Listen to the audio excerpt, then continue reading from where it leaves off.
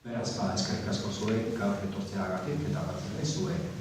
Gurekin ditugu Iratxe Retolaza, literatura ikerlarian, Itxaroa ezagutzen duzuen, eta Amaia Zubetia, poeta eta abeslaria eta musika.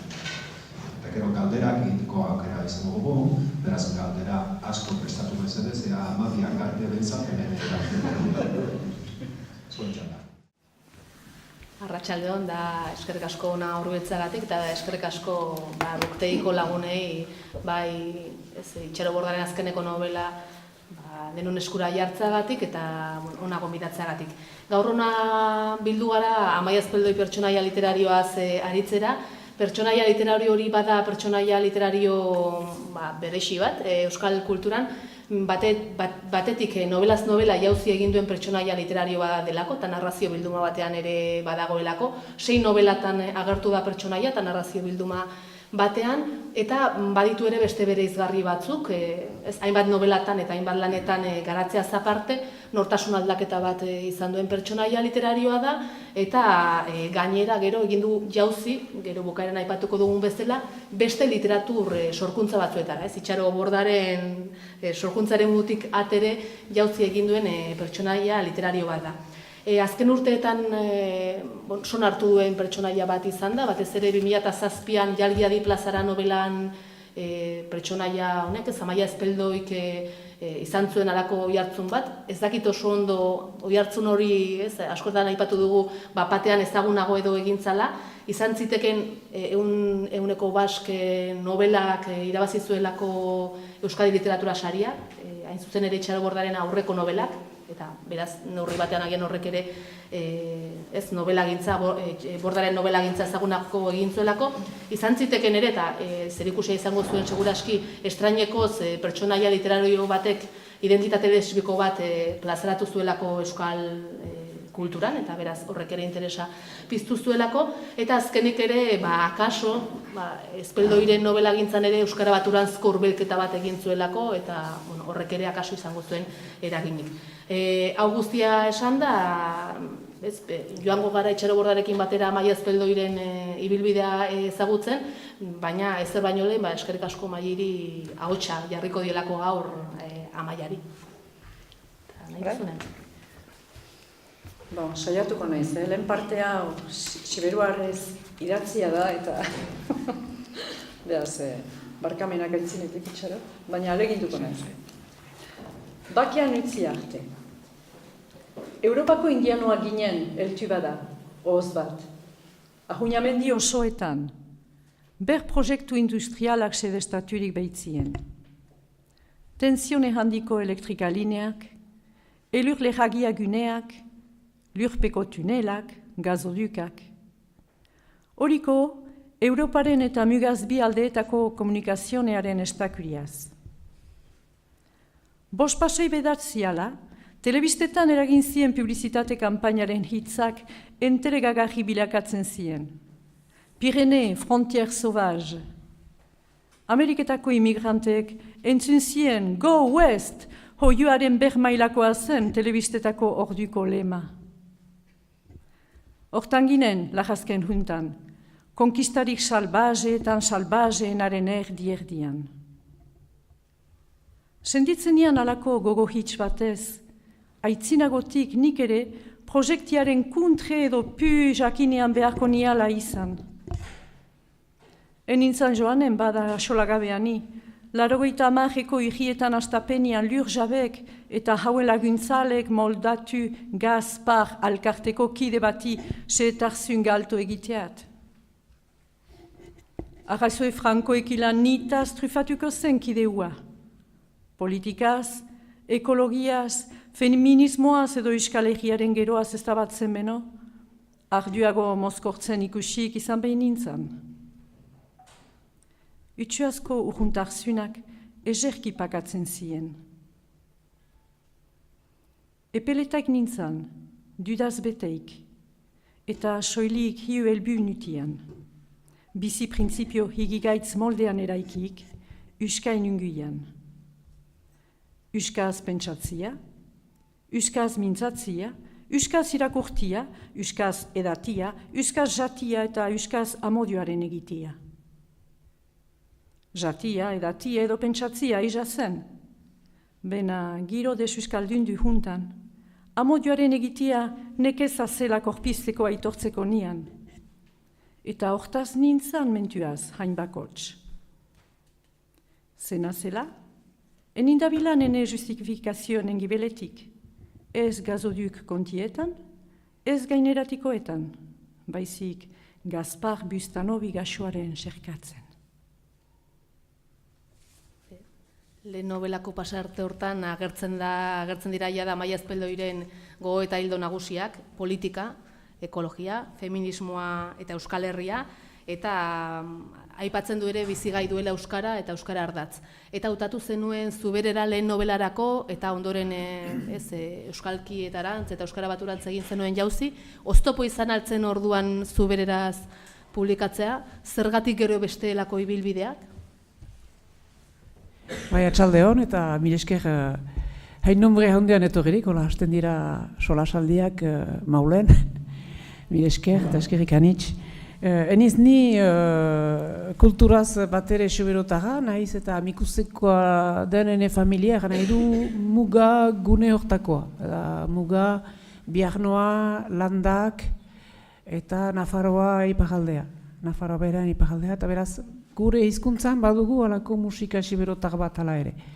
Etxean etxekoz hitz egiten hasten girenean.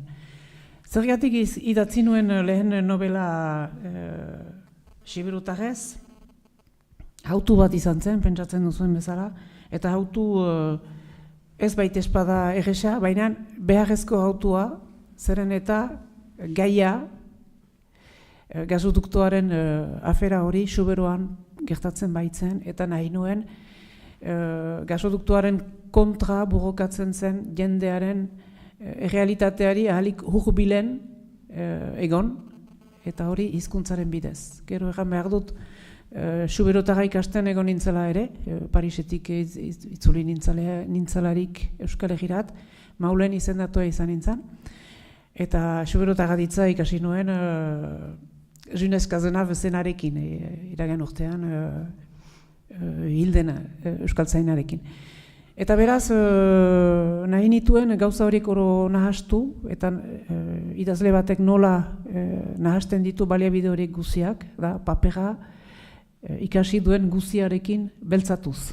Eta horren ondorioz ateratzen da, beraz, bakean utzi arte, titulua ere ikusiko behar bada aipatuko dugu geroago, tituluen afera hori, ateratzen da Suberotagez, eta bidalin nuelarik susarat arazo handirik etzen izan.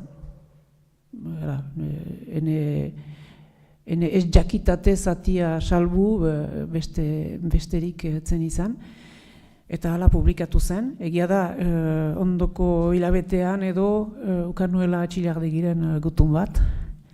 Eganez, beste behin, itxaro hor da, Euskara Batuaren kontra, ez da seinale ona egiten duzuna, eta bar, eta bar. Eta erantzun nion, Euskara Batuak ni baizik ezpalin bana ustezko etsai bere etorkizuna irabazia du. Hora erantzun nion. Iduritzen zitzaidan, Suberotagaren erabilpen hori, eta gero ondoko novelan, sartu nuen ere amikuseko euskalkiaren musika hori, eta azkenik Amorezko Pena Bainon joan nintzen erriberan, tutera aldean, izan zitekeen halako euskalki baten berriz moldatzen, nahastuz Suberotaga, Zaraitzu eskualdeko euskalkia eta Bizkaiera halako. Eta euskalki hori erabiltzen duen pasarte bat bada, hori Amorezko Pena Bainon, Amaia Azpeldoi gauez bardeetan gaua pasatzen duelarik. Hor, baloko, vizione bat edo ikuskizun bat bada, eta hor, hizkuntza da horren guziaren ardatz. Gero egia da, emeki pasatu naizela, ez erraiteko lehatu, edo lehatu, zirriztatu naiz, gero eta gehiago baturat, Baina nire buruan zen gehien bat, ikerketak badira, Amaia Azpeldoi sail guzian, egia eskualdeka, ikerketa bat bada hizkuntzaren bilakaeraren inguruan. Behar bada, Amaia Azpeldoien, garantzitsuago da hizkuntza horrek erraiten duena baino. Biak lotuak dira, baina batzuetan hizkuntzak munta bat badu, eta hizkuntzaren nahi nuen behar bada neurri batean, iratzagarazi euskarak ukan dezaken desio, pizteko baliabide hori, ahalmen hori. Irakurtzen dugularik euskara, izan dadin batua, euskalki bat edo euskalki asmatu bat, aski ez baginu bezala, asmatzen da bat gehiago, edo bi gehiago. Aniztasun horrek gure baitan zerbait bozkariotsu, zoriontsu pizten balu bezala. Eta horrekin jostatu nahi nuen Amaia Azpeldoi sailuntan, eta hastapenetik. Eta egia da gero, Xuberotarrez idazteak behartu ninduela laguntzaile batzu ukaiterat, eta hor irakurtzaile gisa, Allande Etxart eta Margarita Etxart adiskideak hor izan ziren lehen irakurtzaile eta zuzentzaile bezala.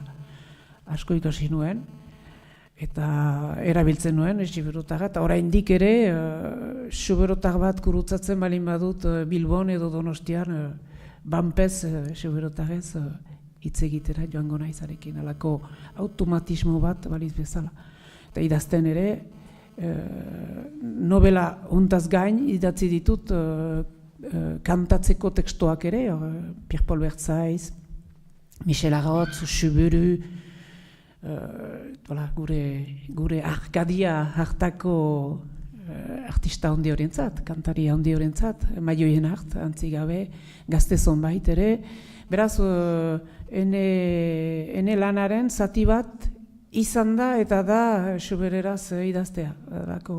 Beti lotzen hau, egia da, beti lotzen hau herrialde neurri batean paradisua da, beste aldetik leku oso gogorra da bizitzeko. Eta mila aldiz hobe da bizitzea Donostian edo Baionan, Maulen edo Atagatzen baino. Uste dut hori espiritu aldetik badutela Xuberoan, eta nahi nuen hori hizkuntzaren bidez erakutsi bakean utzi arte nobelan, badute alako ihardokitzeko kemen bat, jaidura bat, pixka bat, xori papogogia kantan hariko baliz bezala elurrez estali baratze batean. Eta enetzat hori da Xuberotagaren musika, eta hori da sartu nahi nuena novela hontan. Finitzeko gai honekin, denbora haietan ere, ari nintzen ikasten, migrazio eskualdea handi bat izan dela Xuberoa. Portugalda gainitz, joan dira lanerat zapata gintzan, baita ere aintzineko mendean, Zaraitzu eta eskualde horietarik ainarak deitzen direnak, las golondrinas, joaiten ziren sasoina egiterat Mauleko zapata gintzan. Zaraitzuko jende asko gelditu da Maulen bertan, eta segur naiz Zaraitzuko edo eskualde aran horietako euskalkia Maulen parte batean galdu zela. Eta hortako sartzen da pertsonai bat, Amaia Azpeldoi sail guzian agertzen dena, han edo hemen, hori da Joana Garraldaren pertsonaia, eta Joana Garralda hori Zaraitzuagez mintzo da, eta Zaraitzuagezko teksto gelditzen eta errekuperatuak izan diren tekstoetatik hartu elementoekin mintzo da. Euskaraz hitz egiteko molde berri bat ekartzen du novelan euskalki galdu batean, egiazki galdu batean. Orain berriz ari gira Zaraitzuaga eta aran horietako euskalkia berreskuratzen, baina gehiago da, erraiten nuen bezala, euskalkiekin jolasteko. Ikusteko ze aberastasun izan den beti euskara eta euskalkiak gure artean. Ondo, eskerrik asko, bai, egia da, nobelaz nobela esan duzun bezala geografia doa, paisaian badulekoa, baina paisaia linguistikoa ere ez sortzen duzu. Bai, nahi baduzu.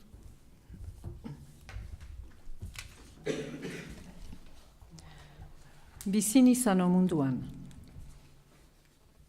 Gaxu, ederraiz. Eleak ies joan zitzaizkidan, eta zainetan jarri gabe, gaxuk eleak hauteman eta onartu zituen.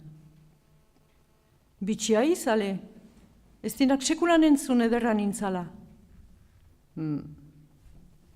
Uar bortitzagoak zaflastatu zuen herriko etxeko teilatua. Zeun?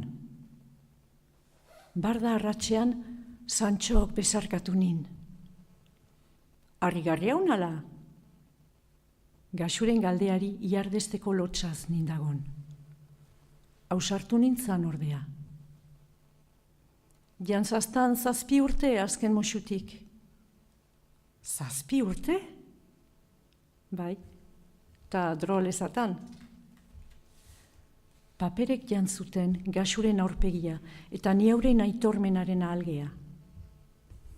Ostoak itzulikatzen ziren, ebatsi ziguten historiaren abiadura itxuratuz.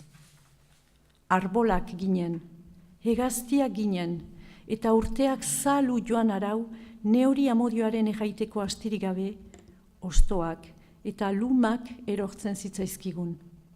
Higamina baizik ez baitzen bizitzea. Laister, hain laister idortzen ginen.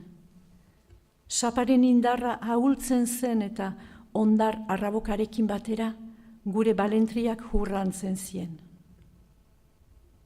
Gaxuk isiltasuna nahasi zuen. Hiltzea inbeldurriza? Ba, aminat ba? Tai? Ez, baina hiriguaiko beldurrak iziaztenin. Baia, ingurazti purraskatuetan kukutu nuen ikara. Pasarte honetan ere agertzen zaigu Amaia Azpeldoiren nortasuna, Amaia Azpeldoiren nortasunak, detektiben nortasunak gogorak hartzen dizkigu hainbat detektiberen nortasunak eta estereotipoak, ez bakartia da, jende xearekin hartu emanetan jarduteko gaitasuna du, gizarteko arauak hausteko prest dago, zurruteroa ere bada, bakarrik eta lotura afektiborik gabe bizi da, fideltasunik ez die maitalei, baina guzti hori ez emakume baten ahotsetik eta gainera kontzientzia feminista ere baduen emakume baten ahotsetik, eta galdera zanea Azpeldoiren nortasun bakarti eta lotxagabe eta sozial hori irudikatzerakoan gogoan izan altzen nuen detektibe eredurik edo nola sortu zen nortasun horren garapena. Bai, biztan dena ereduak banituela. Parise, Baiona, Parise artean novela beltz asko erako gara, geltokietako novelak editzen duguna, le roman de de gare. Eta horiek gehien bat alakoak ziren, sexua, politika eta ikerketa, hilketak eta denak nahasten zituzten novela horiek denak ezagutzen. Eta ero klasikoak ere, hau da Chandler edo Amerikar tradizionia ere bai, biztan dena. Eta egia da Amaia Azpeldoi sortzean, egia da emazte detektibe guti zela orduan, nahi dut, 80ko hamarkada bukaeran sortu baitzen. Baziren, biztan dena inglesez edo bat edo beste frantsesez, bena euskaraz ez zegoen. Eta euskaraz ere novela beltza hasi berria zen, eta bakean utzi arte hortan egiten dut alako omenaldi bat Gotzon Garateren Bidart. John Bidart edo poliziari etortzen baita bilbotar guztiak kasik bezala barkoseat aste burua pasatzerat eta hor kausitzen da, beraz, holako lotura bat aintzineko saioekin. Bada ere halako aipamen urrun bat bigarren novela, Mariano Izetari, eta Dirua Galgarri novela izkiatu baitzuenak ere, deus etzen denbora batean, euskal literaturan holako deus etzen denbora batean, Eta beraz, badira, holako ereduak dira, gehiago dira eredua moldatzen lagundu nautenak. Gero argi da, edo argi zen, enetzat, detektibe batek eta detektibe rural batek behar zuela bakartia izan, bere inguruarekin harreman humano gutxirekin, bidean aurkitzen zuena behar zuela hartu, etortzen zitzaion bezala, pixka bat destinoaren zurrunbiloan ibiltzen baliz bezala. Eta bestela ez baita inkestarik, ez da polizia bat,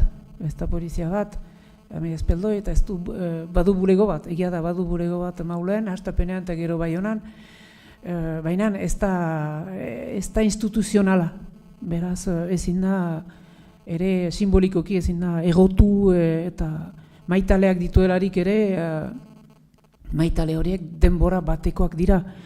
Eta batzuetan orain aski modan den polimaitasunak ere baditu. Ara, eta 80 hamarkadan etzen hain onartua hori. Etzen aipatzen. Eta Euskal Herrian hori bada, ez dugu aipatzen, uste dugu ez dela, baina bada berdin. Ara, hori da gure abantailetarik bat, neurri batean. Ara, beraz, hortik hartu dut Amai Azpeldoien pertsonaia, eta hortik osatu, baina egan behar dut ere, hala ere, Parisera joan aintzineko urteetan, 85 urte horietan, gure irratian ari nintzen, animazio egiten, irrati hilari gisa, eta hor, sortu nuen Baskoko oporretan, zatika eskaintzen zen historio batetako pertsonaia, zen Amaia Sheridan. Eta horrek egiazki bere detektibe bat zen, oso violentoa, ezaugarriak Amerikarrak zituen. Zenbait urte lehenago antzeko pertsonai bat sortzen hastean, hortaz gogoetatzen hastean, Amerikartasun guzia, edo Amerikarkeriak guzia kendu, eta Amai Azpeldoi sortu nuen. Pixka bat ere, aipatu dut, Xuberoan edo gune ruraletan, bizi diren jenden idurikoa. Pixka bat hola ere.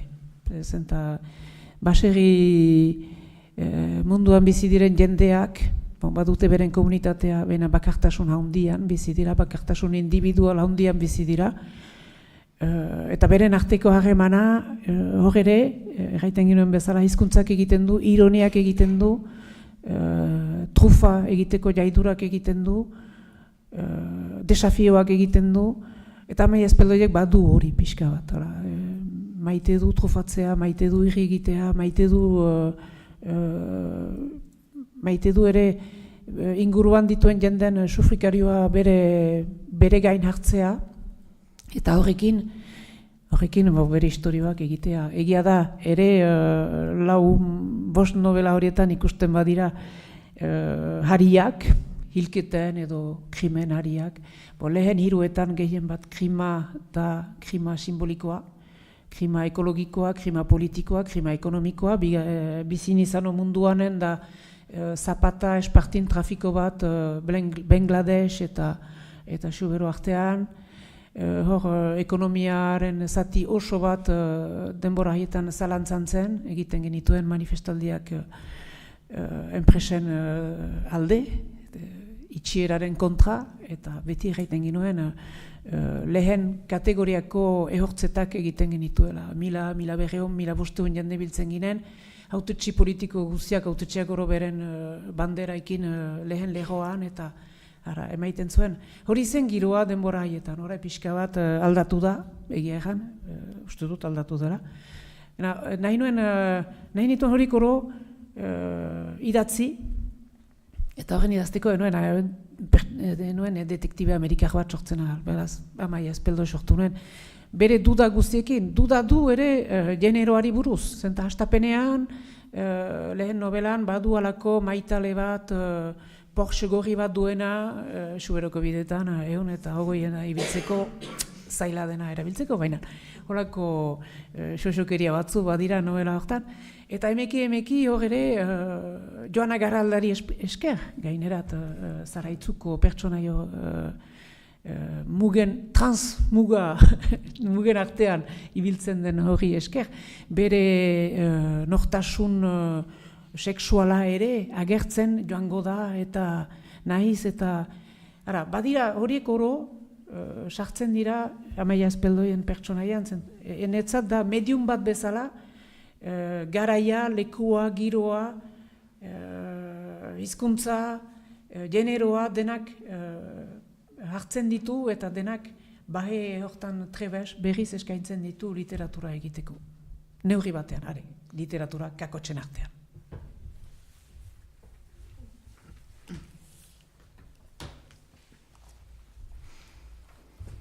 Amorezko pena baino. Pentsatzen nuen orduan, berotasuna herrialdea bezain arrotz zitzaidala. Alabaina, arras bakan azaltzen ziren lur erre hauek gure herriaz eskaini liburu koloretsuetan. Gehienek, Gasteiz Santagrazi linea asmatuaren goialde berdea baizik ez zuten solasgai. Linearen behekaldea Euskal Herria ezpailitzan. Ordea, izerdi tematsua lantzer edo sirimiri gutxunarekin eskontzen zen. Gorputz bakoitzak horma eta sua zekarren. Behialako autobusean eta karrikan argatik nekez moldatzen nintzen eremu jorail, huts eta bero hauei. Golkoaren barnea miatu nuen, herriberaz irakurri edo nekiena batzen saiatuz. Deus gutxi ondorioz. Lanari lotzeko giderretarik bat, Xabier Leteren Nafarroa, Arragoa izango zen eretako. Benito Lertxundiren Herribera deiadarrarekin batera. Menturaz, Larragako joteroen ahaidearen bat neure altxor apurrari eransnezakeen. Euskal Herri berde, euritsu, hegotsu eta aritzez estalikoa nintzen. Nion, desertuaren premia ere gurea zela. Desertu geografiko zein kulturala. Basamortu desiraz nindagoela, karriketan jenderik enekusan. Abolsienak agian loaldian ziren, edo bulego epeletan lanean, edo igerilekuetan sartuak. Karrika ertsiak nereak baizik ez ziren behaz. Burua altxatzen nuelarik, balkoietan dilindatu xuriketen zaplastakoa hautematen nuen. Zeru urdin gaztigakaitz puska bat, eta zikoina parea ekiaren desafiatzen.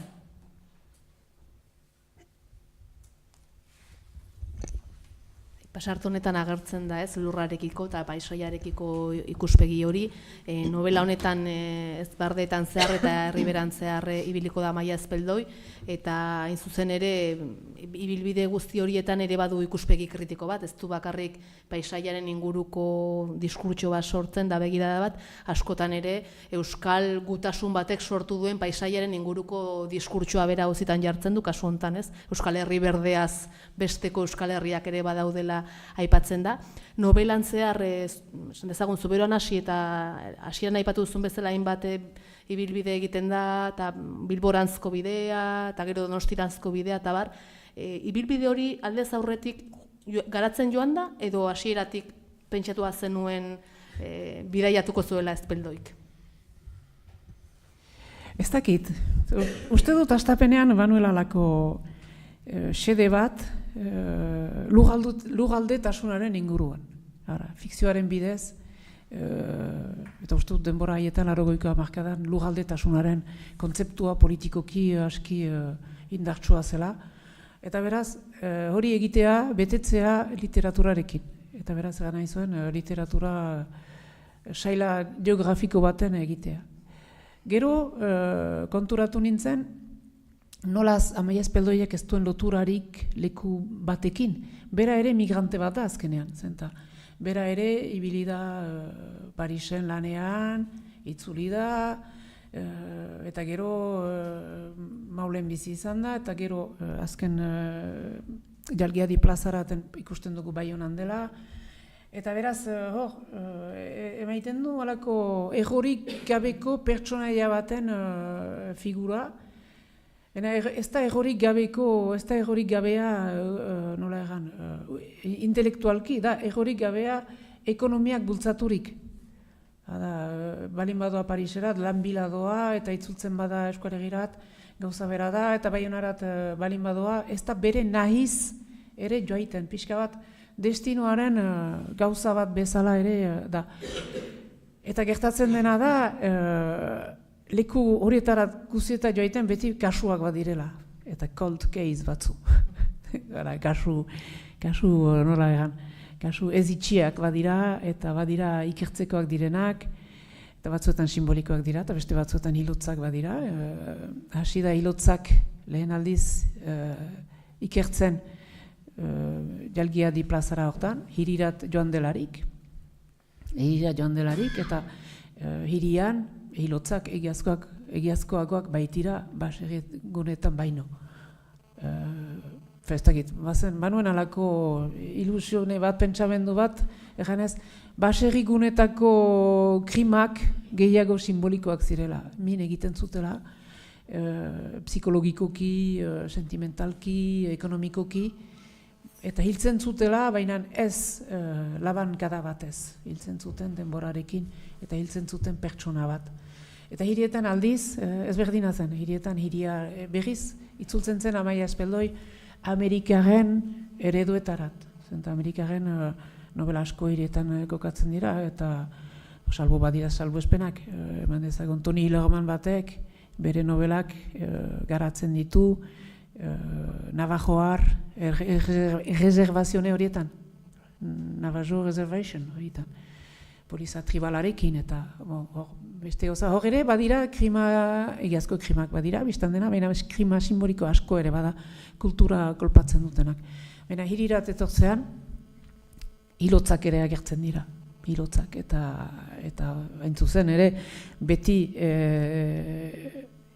krima jasaiten duena, iduriz, euskara dela, hor, iparraldeko euskaltzain tropa bat da, bana hila suertatzen. Eta hene ideia zen, hor, krima horien bidez, pixka bat erraitea, gure iparraldean, gure heriotz edera zilen gira, baina utz gaitzatzue bizitzerat, hilgo garen arte. Zen biziki optimista, hene hasierako ideia, baina hori zen pixka bat. Eta hor ere, Baionatik, Bilbo, Gasteiz eta berriz Bardeetarat heltzen da Amaia Espeldoien ikerketaren eratorri hori. Bestean, Amorezko pena bainon, Xuberotik, San Ferminetan, barna Erriberarat. Eta, errandukon bezala, Bardeetako basamortu sinets ezin hortarat. Hori da, idazten nuelarik ere senditzen nuen egiazki fisikoki basamortu horren premia. Hala zen, sablea, pixka bat Dune novelan bezala, Dune? Nola da? Dune novelan bezala.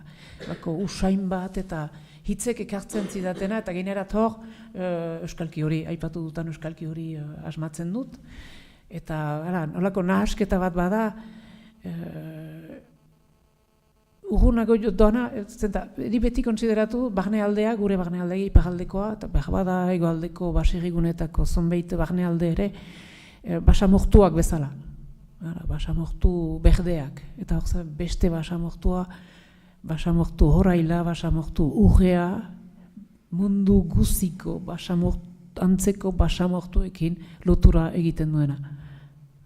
Eta zen alako mirari bat bezala, eta espero dut, Amorezko pena baino novela hortan ere sartu dutala mirari horren lekukotasuna hitzetan. Gero gauza bat egan nahi nuke ere, novela bakotsak badu kantu baten titulua edo zatia. Bakean utzi arte, normalki da, bakean utzi arte hori ertzainaken 35. Urteburua ospatzen baitugu aurten, disko horren plazaratzearena, bakean utzi arte, eta Xuberot hartu du, bakean utzi arte, berdin jotzen du. Hori, bigarrena zen, bizin izan omonduan hori kantu, oidurazko kantu bada, nola ditzen da, Otzea Lili denian, kantuaren, bigarren, koplaren lehen frasea da. Jean-Michel Bedatxagarrek kantatzen du kantu hori. Gero Amorezko pena baino da jota baten zati bat. Amorezko pena baino. Hemen giren nafartarrek badakigu zer den. Gero Jalgiadi plazara hori denek badakigu Etxeparen deia izan da hori. Eta boga da kantua ere, Marinel kantua, modu ohidurazko moduan kantatzen duguna boga, baita ere delirium tremensen boga, horrela da bizitza. Eta ere beranduago konturatu niz, bena ere omenaldi bat izan da boga tabernari Goenkalen, Goenkaleren bihotza den taberna hori omenaldi bat, bezala. Hori nahi nuenean, ez dakit zure galderari, bai? Gainera galderak ere norberak nahi bezala erabiltzeko daude, bai?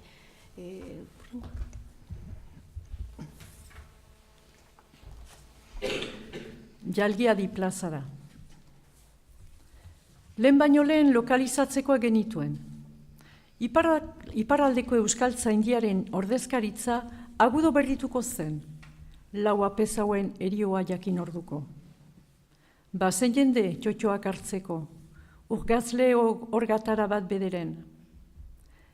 Apeza gehienak, bai eta euskararen sustatze elkarteetan lanean suarki halabaitzen ari ziren laiko batzuk. Mugaz onaindian, bertako euskaltzainen kopuruaren emendatzeko, aurre ikusten altzen aitzakia, iparraldeko ordezkaritzak banaka huts utzitako txotxoak hegoaldeko euskararen zerbitzari distiratsuz betetzea.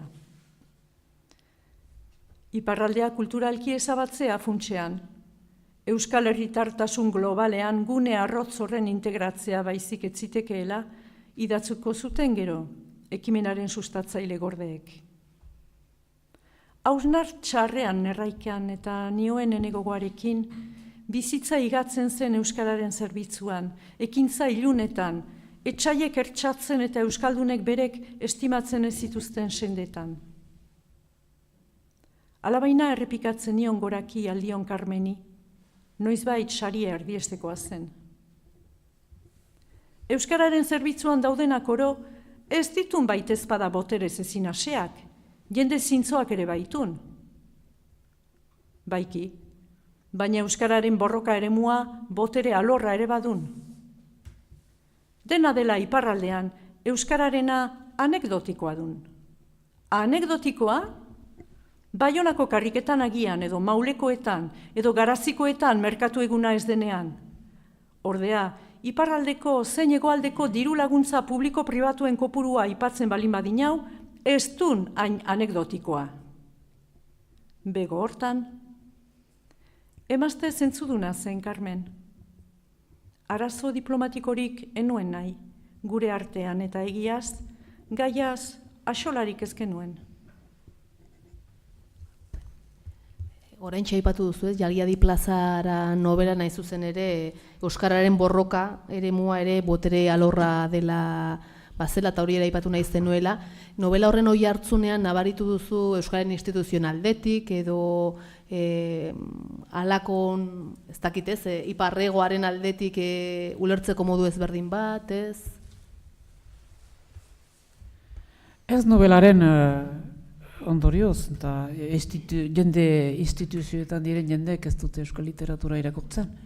Dirustatzen dute, baina hori guk bezalako jende xeheek dugu egiten irakurtzen, eta ara, ez dut uste alde hortaik arazorik izan den, eta ez dut uste ere jende harremanetan arazo hori baden. Egia da, Amaia Azpeldoien pentsamendua pixka bat zakarra da, eta bere lana egiten du.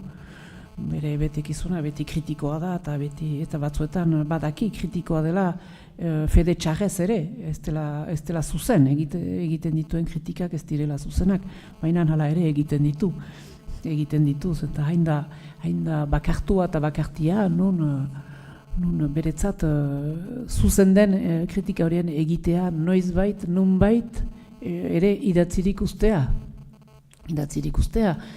Zenta hemen novela hontan dagoen krima endogamikoa da, neurri batean da, hegoaldearen eta iparaldearen lekua merkatu global hortan, euskal kulturak sortzen ari duen merkatu global hortan. Egia da gero eta gehiago iparaldeko hauer galdatzen zaigula gure nortasunak ezabatzea, gero eta gehiago eskatzen zaigu hori, eta zergatik jendeak omen ez gaituelako ulertzen, ez gaitu konprenitzen, euskaraz hitz egiten dugularik. Eta segur naiz arazo bat dela, funtsezko arazo bat dela. Euskara hain da formatatua ateratzen orain, nun zaila den beste eskualdetako euskaldunen konprenitzea, nun behar den egin zuhaitz eta pagadik erritxikin egiten duten bezala bizkaitar bat edo suberota bat mintzo delarik, itzulpena egiten dute gipuzkoar batuaz. Ez hola, ez dago hola. Beren euskalkian berriz errepikatzen dute. Ez dakit ikusten duzuen emankizun hori, zinez argigarria da alde hortarik. Eta nik konprenitzen dut, ulertzen dut alde hortarik, gero eta gehiago beharko ditugula, hemen euskaltzain zahar horiek hiltzen dira, guk ere zerbait hil beharko dugu iparaldean, nahi balin badugu iraun euskal kulturaren zurunbilo zabalago hortan. Eta hori da dolu egiten diguna. Ez dakit nok negar egin zuen marxismoa bertan behera joan zelarik, eta Jacques Derridak egan zuen dolu bat ekarri behar zela.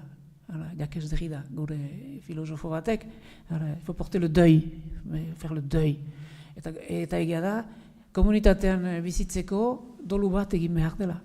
Eta ez dakit, bikote batean ere, askotan dolu bat egin behar da, bere nortasunari buruz. Bestela ez du funtzionatzen.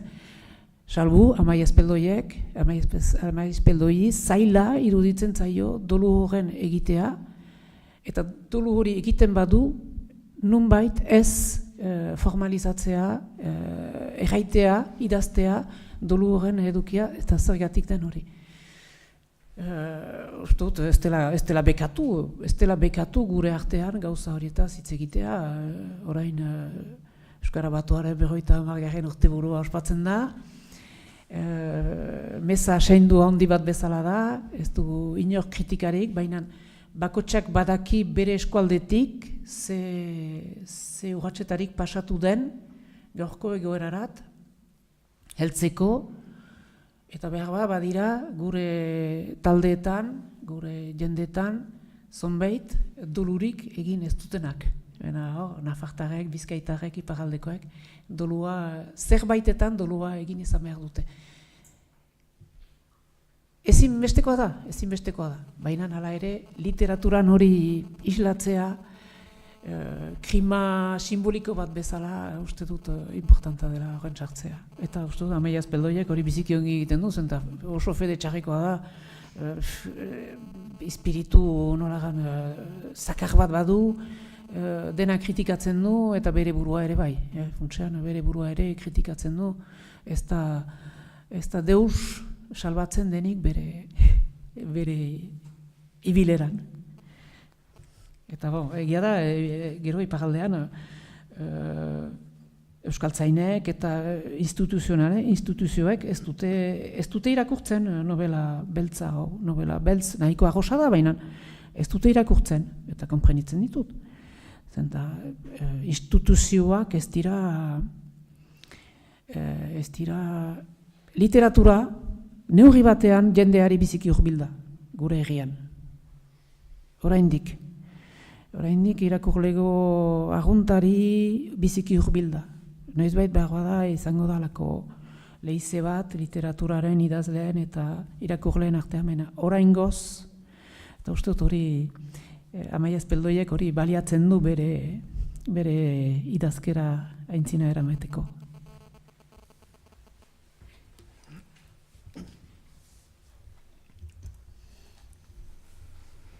Boga. Txatxo atera zen. Besoak gerrian pausatu eta inguruetako denda eta tabernetako mugimenduei beha zutundu zen, ameslari. Kalatxuri oinkariak hortzi grisa zirimarratu zuen. Lanera itzuli zenean ausartu nintzen. Duda zurgoitu aurpegia eman zidan. Bazekien aski zertaran etorren. Agurrak, labur eta on. Amai ezpeldoi, zure zain egoen. Baia, dena jakiten da. Etzato zuzue Apaolazaren azken nobelaren bila? Mea kulparik ez orduan? Mintza gaitezen Clarki, ze nahi duzu. Jana Elgebeltz anderearen desagertzearen misterioa ikertzen nabil. Marti Izostaren talde argazkian agertzen zara. Nire kriseloaren argitzeko, ze kontatzen aldi da zu 1985ko Baionako besten ondar gauaz? Braukia izara? Egi hauzu, salbaia izateko sortu nintzen. Ederra zen, txatxo. Sorbaldan behera, elurra bezain zuri jaisten zitzaizkion, hilek iskurrak. 1968ko intelektualen moldean besti zebilen. Txinatar lepokoarekiko atorra eta kotoi lodizko galtzekin. Orduko pentsamaisuekiko abegikortasunez menturaz. Liburuzainari begira, izartu nintnuen, ze neurritaraino aldatu ziren denborak. Nora buatu behar genuen manatzen zigun oilarrik ez zegoen. Berriak oro publizitate subliminalak zien eta balizko saldolanik etzen gehiago. Guztiek aharra partida hilkorretan atomizaturik bukatzen genuelako. Bizkitartean elkartasunez eta maitasunez baizik ez genegien amets. Lehiaketaz eta handinaikeriez aseak ginen. Kontradikzio zele huts genbiltzan. Pantalla lauen otalakoetan hiltzaturik atxikitzen gintuzten urrengo zibermezu zaborraren peskizan. You have a message. Txatxok, aldiz, urte urru nahien aire zerbait kontserbatua zuen. Bermatzeko manerako segurtasuna demagun. Bai eta kaskoan nunbait hiltzatua zeukan ideia bat. Iraultzak bururaino eramateko kalipua behar da.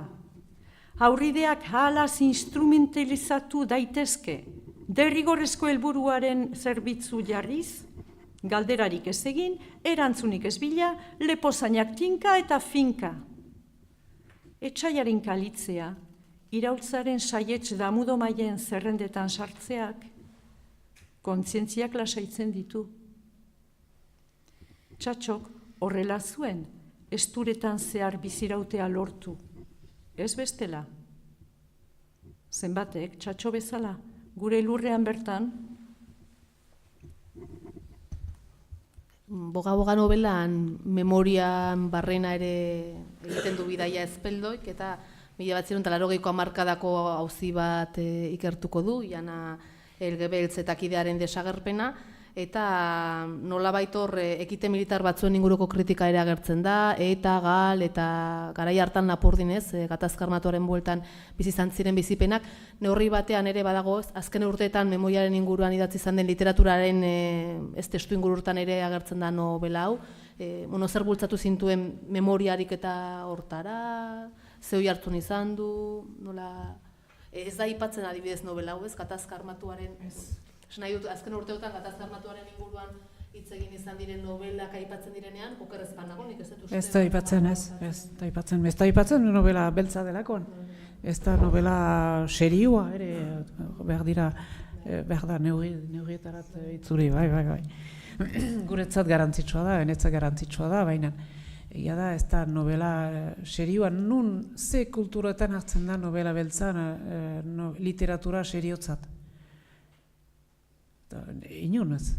beti literaturaren azpi kategoria bat da, naiz eta azken hamarkada hauetan, edo zein dela hizkuntza, edo zein dela literatura, edo zein dela munduan lekua, beltzak gero eta leku gehiago hartzen duen literatura klasikoaren aldean. Boga untan, honen sortzea aski berezia izan zen.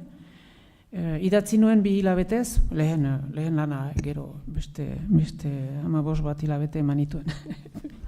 Ontzen, emaiten duela 2 hilabetez, erresa, ez. Ukan nuen alako posibilitate bat, Alemanian idazteko erresidentzia bat ukan nuen, Wiesbadenen, Frankfurt ondoan, eta 2 hilabetez lehen aldiz bizian egunero idazten nuen. Eta idazten nuen funtzionario bat bezala, goizean 4 ordu, arratsaldean 2 ordu, eta gero, hola. Eta zen gauza aski berezia. Eta idazten ari nintzalarik, hori zen 2011ko iraila urria, urte hartan berri handi batek inagosi zuen Euskal Herri guzia, pixka bat iragarria zen aintzinetik, baina hor, egiazki denak harrapatu gintuen, hau da, etak ahmak utzi zituela, 2011ko urriaren 20 izan zen. Eta ni ordu hartan Barcelona nintzen, eta deklara la pau, hori beti gogoan dut, eta netzat egun hori katalanez izango da biziko naizen arte. Eta justoki, ene ideietarik bat, behar bat, obsesionetarik bat da, edo zen, edo da, beti, erakustea zen neurritaraino etaren ekinak, galen ekinak, iparretarrak eta militar horiek guziek ze ondorio ukan duten iparaldean, zenta denak bata bestearen kontra halako egoera intzestual bat izan da politika mailan, denak ona hasi dira 80ko hamarkadan, 2000 urte arte izan da kila joko batean bezala, botatzen duzu eta denak erortzen dira. Eta nahi nuen hori islatu novela batean, literaturan, eta ere etak gure eskualdean sortu duen egituraren aipamena eta kritika egin ere. Zenta ez du iduri, baina orain pixka bat askatzen ari gira, baina mende erdi batez errefuxiatuek iparalderat bizitzerat etortzen ziren etakideek eta neurri handi batean formatatu dute gure pentsamendua. Eta neurri handi batean ere nola egan, gure pentsamenduak anestesiatu ere dituzte. Gauza asko kritikatzerat ez gira ausartu, gauza askoren aipatzerat ere ez gira ausartu, eta oraindik ere gauza horiek aipatzerakoan kasu egiten dugun norekin aipatzen ditugun. Baina hori bizitza errealean da. Literaturan ez duela izan behar. Literaturan pertsonaia bat sortzen da, eta pertsonaia horrek bere libertatea hartzen du istorio bat garatzeko eta bere azken ondoriotaraino eramaiteko. Zenta pertsonaia hori fikzioa da, eta fikzioa da gure kasuan eman dezagun traumatismo kolektibo hortarik ateratzeko bide bat. Eta Amaia Azpeldoiek boga-bogan lehen urras bat emaiten du alde hortarik. Jana Elgebeltz desagertzen da, 85ean, hain zuzen ere talde, erakunde, klandestino hori guziak bete-betean eta bizi-bizian ziren denbora haietan. Eta desagertzen da, ez da baitez bada etako kidea, etaren laguntzaileak dira zen. Eta iparraldean jende asko izan da etaren egitureri hurbil laguntzaile gisa.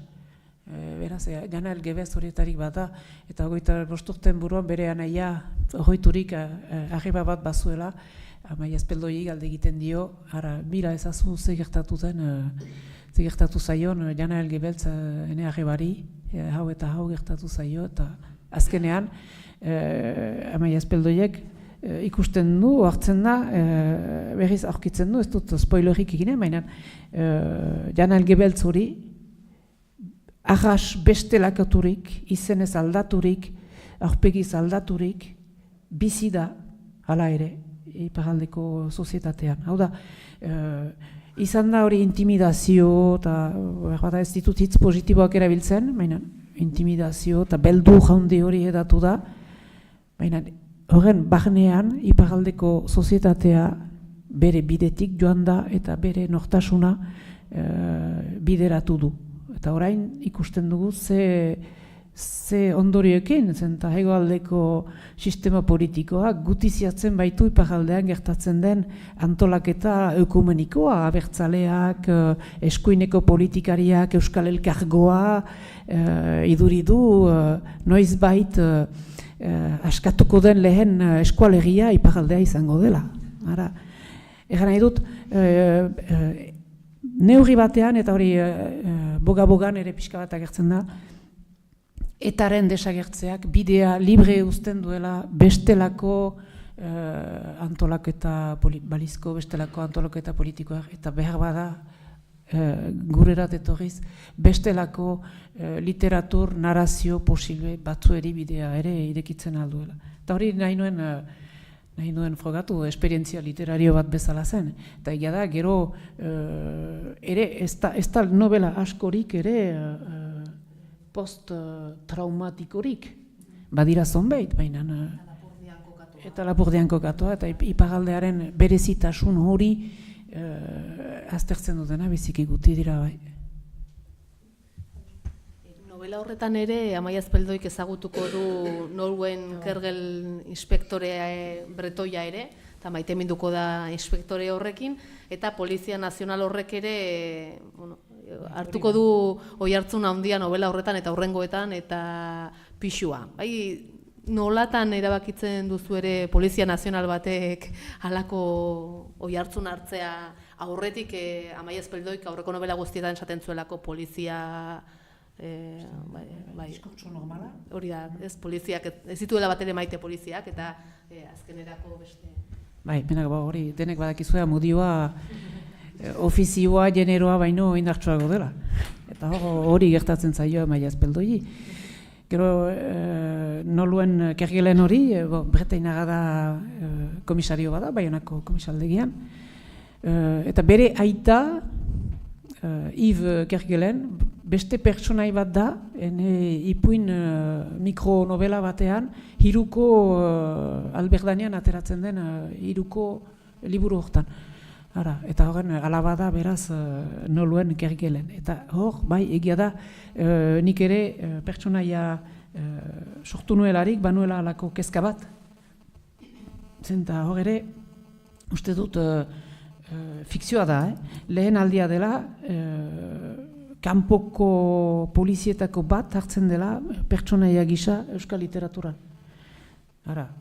Eta egia da, kezka bat banuela. Eta beraz, kezka horren pixka bat arintzeko, eta alako simpatia bat sortzeko ere, irakurleak kantzezan alako simpatia bat pertsonai distiratsua baita, noluen Kergelen hori. Eta horregatik da, eta Amaia Azpeldoi noluen ez baite mintzen. Eta bretoia dela erraiten dut. Euskaldunak, bretoiak, korsikarrak, denak alako maila batean badugu alako elkartasun bat, eta ahazten ahal da bere polizia gradua. Egia da, gehien bat, etaren eta gal eta ika eta historio horiek baino gehiago ere, pertsonai horrek sortu zituela galderak, literatur klub horietan, literatur talde horietan ibiltzean, galdera zen, nola posible da zu bezalako euskaldun idazle batek polizia frantses bat sartzea pertsonai positibo gisa novela batean. Eta eman dudan erantzuna, amodioa, amodioak ezin, ez da besterik, ez da ere alako provokazio bat, erakusteko ez girela gehiago etxaiak eta gutarrak dikotomia hortan. badela, izan daitekela beste harremanik, beste elkartasunik, ere ez baitezpada gutarrak diren jendetaz aparte. Hori ere nahi nuen erakutsi, eta hor behar bada erraiten baita queer literatura, hor doa egiazki Amaia Azpeldoi, hor durarte behar bada LGBT zurunbiloan gelditzen da, hor are gehiago politikoki eramaiten du beste urras bat, eta mugak are gehiago ezabatzen ditu.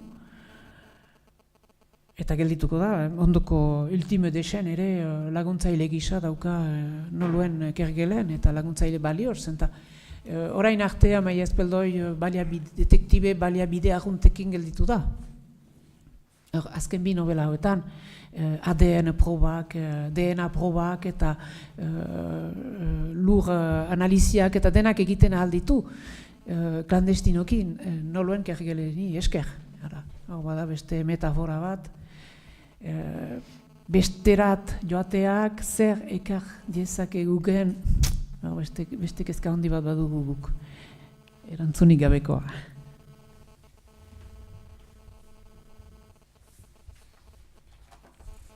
Ultime déchet. Musuñuñuen munduan bizi nintzen.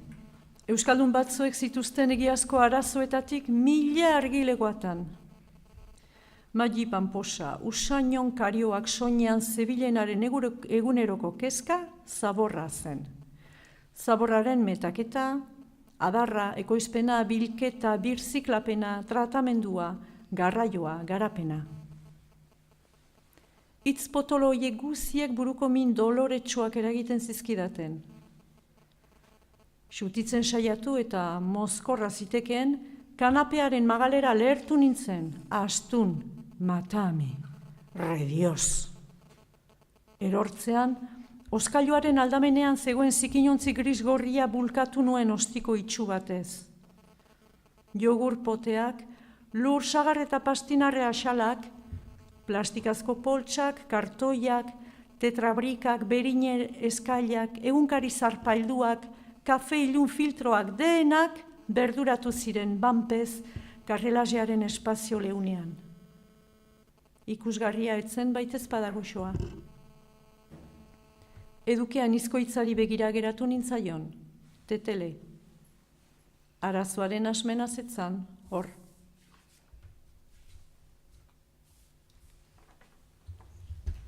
Azken novela, Susa argitaletxean argitaratu beharrean maiatzen argitaratu duzu, bai, novelen sorta hortan, zergatik, eta orain buktegin ere baduzu, bai, zergatik autu hori, edo nola... Bai, Susakoer, enien proposatu ere, zenta edizio elebiduna egin behar bainuen, da frantsesez eta euskaraz liburu berean.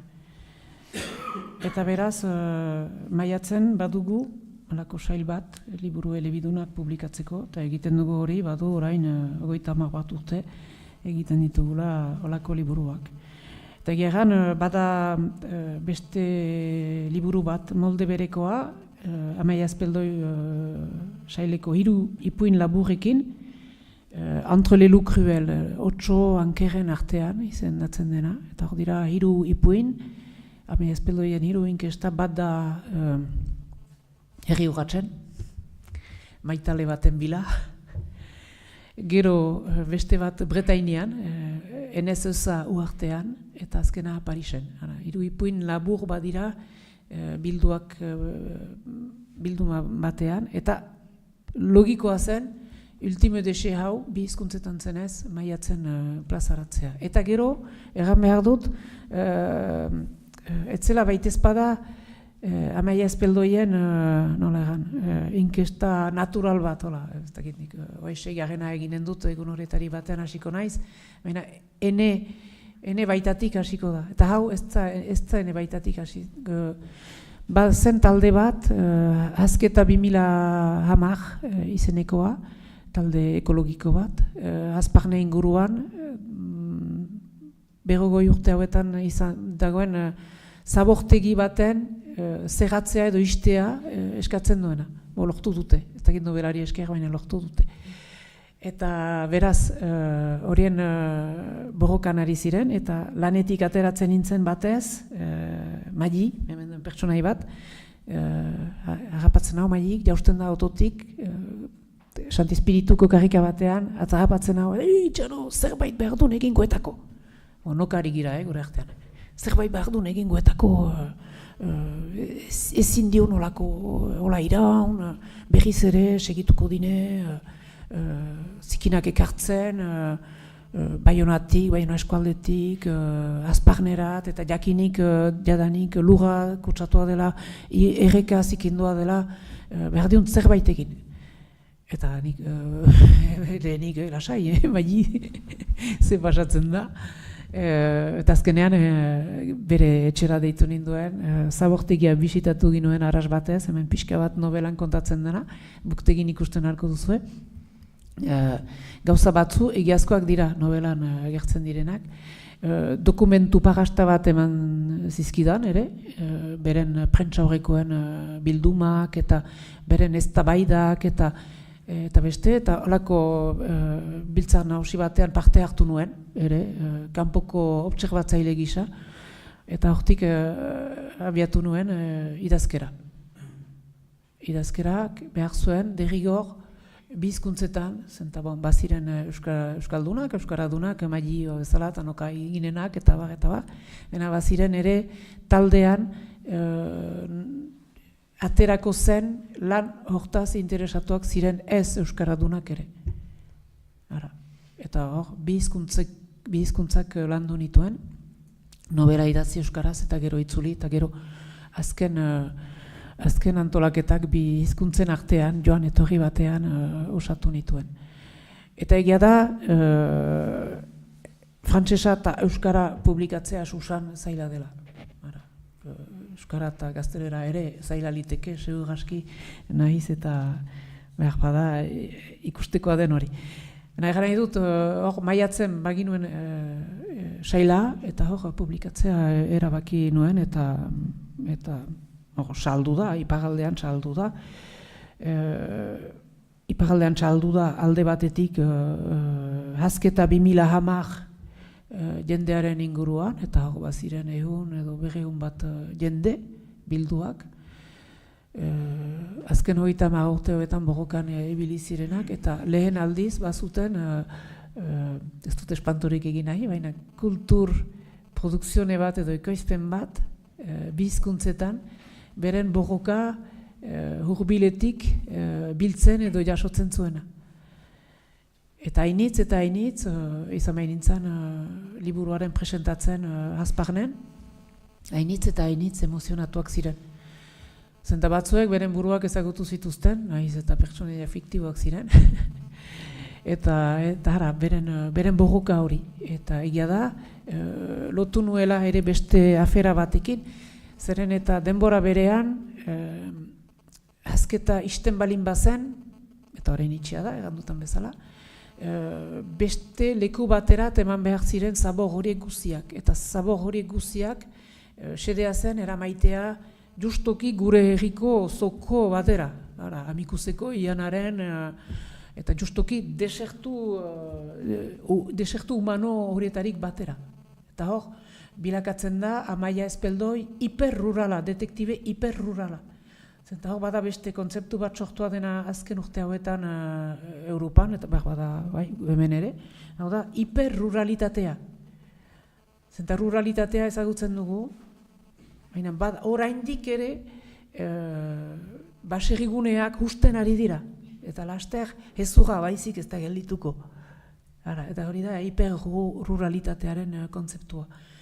Eta hemen novela hontan Amaia Espeldoi bere burua detektibe hiperruraltzat dauka.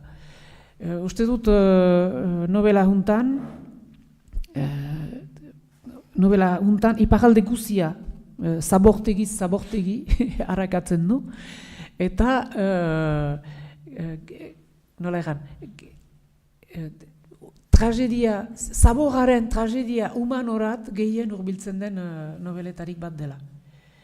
Bada novela bat, egia da errautsa,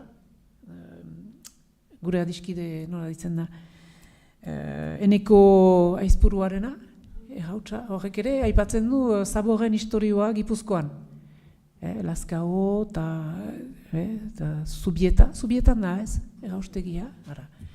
Horako, uste dut, tematika hori mugaren bi aldetan bizia dela, oraindik ere. Zenta ez baitugu, eta hemen novela hontan ere, Amaia Espeldoiek, justuki Noloen Kerrielen eta Maili horrekin, aipatzen du zer egin beharko liteken zabor gutiago ekoizteko eta beste, horako. Han eta hemen hartzen ditugun informazioak oro zaborren inguruan txartzen dira novela hontan. Eta beraz, ondorioz, jakin nuen, Mailik eganik, berriz, irakaslea da ere, Maia Mestoi, eta gutzen zu bai. Ez da se askan irakaslea, Maia Mestoi. Bai, badakin, bertan behera utziko dine beren proiektua Bilta Garbikoek. Eta hire nobelari esker, ara, eta ni pozik. Behingoz, beti gaiten baitugu literaturak ez duela errealitatean ondori horik edo behingoz badu. Eta ere, gure herrian egin behar zen beste zabortegiaren proiektua ere momentuko bertan behera utzia da. Eta Baiona aldeko zikin horiek guztiak kamioitraka bidaltzen dituzte Bordele ondorat. Eta beste zonbait, bidaliko lituzkete, posible balitz, irekitzen balitz Zubietako erraustegia. Aiduru dira denak. Beraz, novelaren mamia hori da, eta novela horrek ere beste aldetik sortu zuen beste arazo bat elebiduna izaiteagatik.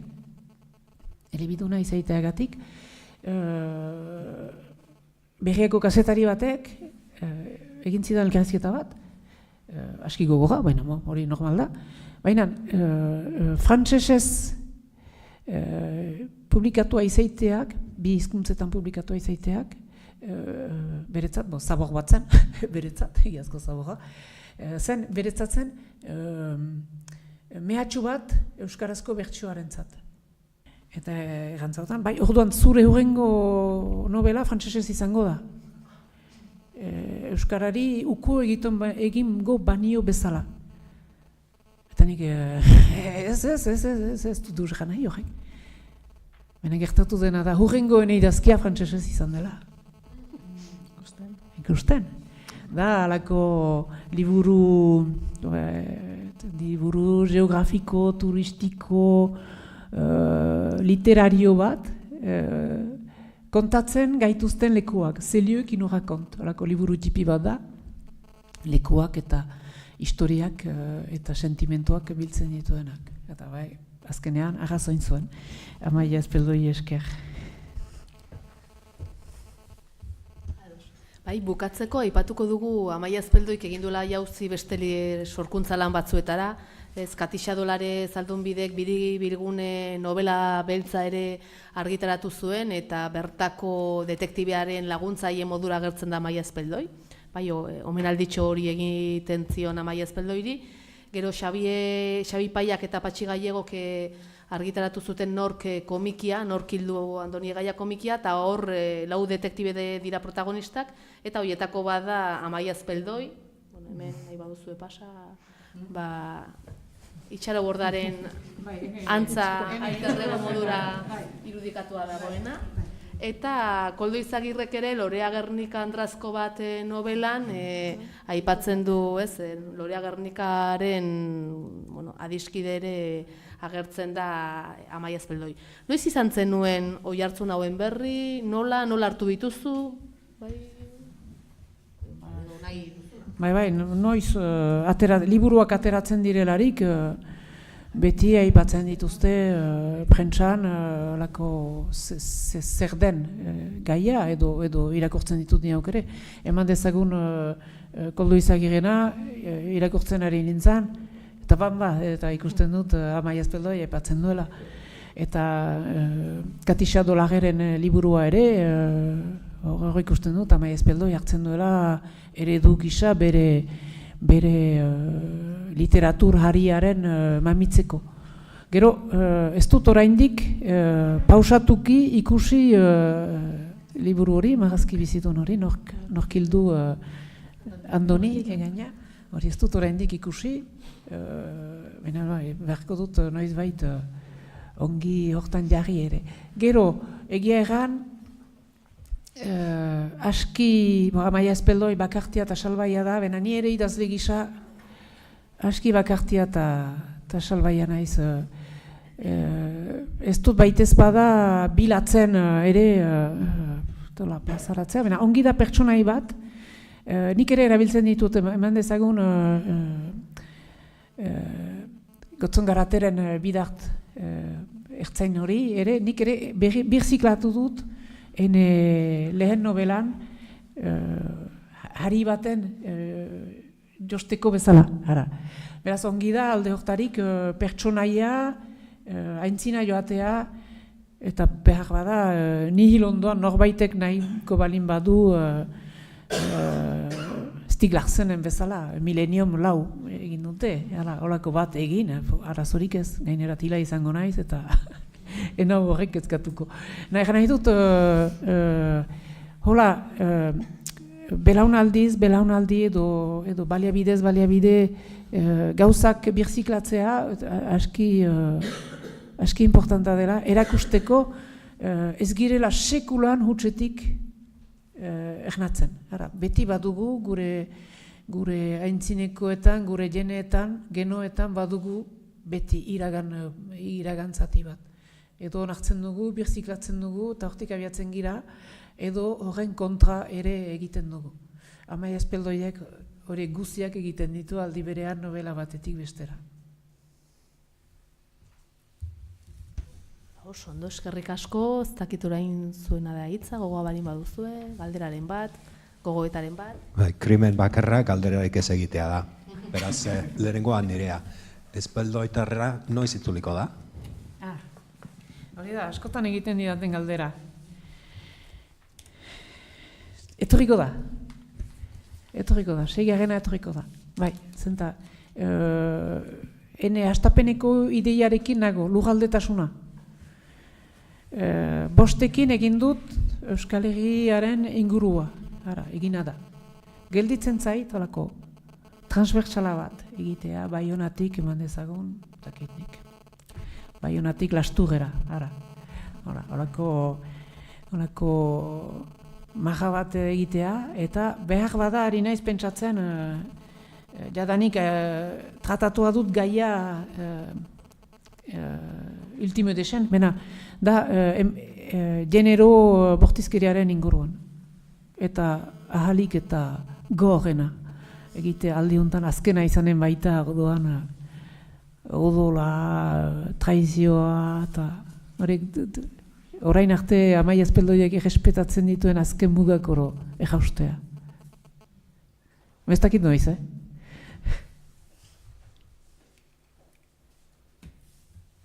Galderaren bat?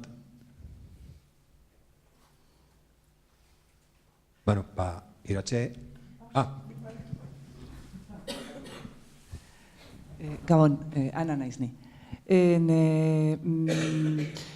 Nik hasteko esan behar dizute, eskerrona erakutsi nahi dizute, itxarobordak idazten jartzen danean eta arena irakurtzeko aukera daukagunean, Euskaldunei, gutxienez, hegoaldeko Euskaldunei irikitzen zaizkigu bestelako bideak, bestelako haizea, bestelako usainak etortzen zaizkigu, eta hori nire kasuan eta niretzako da biziki eta asko estimatzen detena, benetan plazerra da eta gusto bada beti zureak hartzea eta irakurtzea. Eta ez dakit, irutze zaite urri batean edo modu batean erantzun dezula, baina berriz ere egingo dizut galdera. Zenbaiteaino Amaia Espeldoi bezala neitxaro borda sentitzen da bakarti bat. Amaia Espeldoi baino gehiago. Bai, zenta azken jalgiadi plazara eta boga-bogan eta ultime desen edo Zaborretan azkena, hortan lagundua da, eta nik idaztekotan ez dut laguntzarik. Halako solilokio batean idazten dut. Egia da, gero solilokio hori hausten dela publikatzerakoan edo gaur bezala jendearekin egoiterakoan, eta benan egia egan betidanik bakartasun handian idatzi dut eta sortu dut. Eta eskerrak, behar bada eskerrak. Eta iduritzen zait ere batzuetan harremanik gabeko pertsona bat naizela, ez dena egia, baina idazten jartzen naizenean, hori bai. Gehiago zan galdera, lehen aipatu dezuna ez da, nolabait iparraldeko kultur egileok edo idazleok edo dena dela ez dakit eta girenok, sentitzen dezutela komunidadearen mesedetara zerbait hil behar dezutela zuena, sensazio hori eta horrek min egiten dizutela eta nolabait hori horrek sentiaraztea nolabait gauza aparte, diferente, bakar alde horretatik. Gana duzu bakar kolektiboki. Kolektiboki bakar, uste dut hori senditzen dugula, senditzen dukete behar bada Nafartarrek eta Gipuzkoarrek, Bizkaitarrek ere. Benen egia da, dolu bat egin behar dela. Dolu bat egin behar dugula. Behar hitza erabiltzen dut. Zenta bestela, gu ere Euskararen kolektibotik kanpo geldituko gira. Eta hori ez dugu nahi. Baina nahi duguna ere aldi berean da, gure nortasuna zaindu, landu, atxiki, partekatu. Eta ez bakarrik izan kulturaren kontsumitzaile. Zenta egia da, hegoaldeko kultur merkatua biziki indartsua da, ereduak biziki indartsuak dira, eta emeki gure idazteko moldea ere formatatzera teltzen gira. Gero eta gehiago, gero eta konturatzen iz, ni aukere espainolezko hitzak via euskara erabiltzen ditut. Eta hori ez da zuzena. Ez da hegoaldeko idazlerik, frantsesezko hitzak euskararen bidez erabiltzen dituenek. Nahi dut, hor da indaga. Eta gure egitekoa da, maiatzen, idazle gisa ere, banaka, kultur mailan, atxiki behar dugu hala ere. Atxiki behar dugu gure kultura mutuga. Gero zaila dena da, gehiengoa, konbentzitzea egiten dugunak balio zerbait baduela. Urtxantxa bat da, itxaso handi batean egiten dugunak. Baina ara ere egiten dugu. Maiatz aldizkaria eman dezagun, badu orain kasik 40 urte existitzen dela. Eta egia da, gure publikoaren, irakurlekoaren parte bat hegoaldean dela. Beraz, badu interes bat, hala ere, jarraitzeak. Eta behar bada, egaiten ginoen bezala, egintzelarik Baionan, Euskara Batuaren 50. urteburuaren lehen ospakizuna, behar bada guk ere zerbait ekartzen aldiogu Euskarari eta Euskara Batuari gauden lekutik. Eta behar bada Euskal kulturari ere gure frantses kulturatik zerbait ekartzen aldiogu Euskal kultura orokorrari. Zenda entzuten dut askotan, entzuten ditut kultur arduradun batzuk, erraiten, bai, euskal kultura gehiegi da espainol kulturaren menpe. Eta menpekotasun horren arintzeko baliabidetarik bat liteke, onartzea euskal lujaldean kultura ezberdinak badirela, eta denetarik haskurri egiten aldugula. Eta gurearen aberasteko, ez gurearen galtzeko, hori da, eta bai. Eni hori iduritzen zait, gero, amai ez peldoi, eni zaintxego.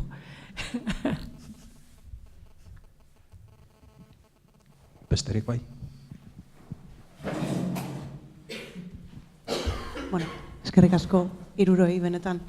Ederra, interesgarria eta oso jakingarria iruditu zait. Eta, bueno, hasieran aipatu duzu pixka bat hizkuntzarekin jolaste hori, hizkerekin, euskalkiekin, eta era berean Amaia Ezpeldoi etengabe aipatu duzu nola den personaje zakar bat, kritikoa, nolabait ere ematen du ez, zure liburuetan beti uztartzeko beharra daukazula jolas hori batetik, eta beste alde batetik ukaldi eta kolpe horiek, ezta? Eta, bueno, pixka bat, jakin mina sortzen ditu horrek beti eta gehiago azaltzerik edo kontatzerik baldin bazenu. Bai, uste dut, Salvadorek ongi kantatzen zuen, hainitz maite duenak hainitz sufritzen du. Ara, uste dut horrekin labur biltzen dela, bai Amaia Ezpeldoien egiteko moldea 6 novela horietan, baita ere, ene idazteko moldea ere, nire beti hor niz, ene ironia zozoarekin, beti ostiko ematen, edo beti gauzak zirikatzen, edo beti frantsesez gaiten da, a kontrepie, zangoz beste gauzak hartzen, ikusteko ze maiten duen. Baina naturalki bostasola, ni ere bizi naiz, normalki galderarik pausatu gabe, orain korrika etorriko da, galderarik pausatu gabe, kritikarik egin gabe, joango naiz. Eta Amaia Ezpeldoiek ere gauza bera eginen du. Askotan parte hartzen du euskal gauzetan, euskarazko bizitresnen kontsumitzailea da. Zenta, ikusten bada lehen nobeletan, ez dut bistarik, baina badaki, eman dezagun, ze emankizun pasatzen den Euskal Telebistan, eta horiek ditu berria, edo orduan zen Euskaldunora egunkariako kontsumitzen baitu, edo baitzuen Euskal Kulturak produzitzen zuena. Eman dezagun, bizpahiru lehen nobeletan, bada aipamen bat, Inez Intxausti. Inez Intxausti zen Euskaldunon egunkarian, telebista kritikak egiten zituena. Eta bada beti, olako ejan bat, Amaia Ezpeldoik egiten du, bai, hau, askiliteke Inez Intxaustiren kexarazteko, edo Inez Intxausti sutan jartzeko. Hala, olako aipamenak badira. Eta ene ideia izan da ere, erakustea nola kontsumitzen ginuen euskaltasuna. Zenta badira teoriak, badira badugu olako nola egan, ideia bat, baina gero funtsean nola kontsumitzen dugu, nola ikusten dugu eman dezagun Euskal Telebista, nola bertsolariak nola hartzen ditugu gure intimitatean, ze ekartzen daukute, nola aldatzen dituzte gure bizitzak, eta ze eta nola ihardokitzen diegu etortzen zaizkigularik, eta gustukoak ez ditugun gauzak, sakralizatuak dira, ala ez. Horiek dira gauza guzi horiek Amaia Ezpeldoien kezkan, eta hortako da, aldi berean biziki samurra, asko maite du, ezin zaiuka, eta beste aldetik gogorra da, eta errandutan bezala, askotan fede txarrekoa. Ez du egiten zintzoki bere kritika, egiten du pixka bat provokatzeko. Beltzak erraiten zautan bezala, purre patelo burzua. Hori ere badu olako joko bat, eta hori hizkuntzaren bidez, ekartzen da novela hauetan.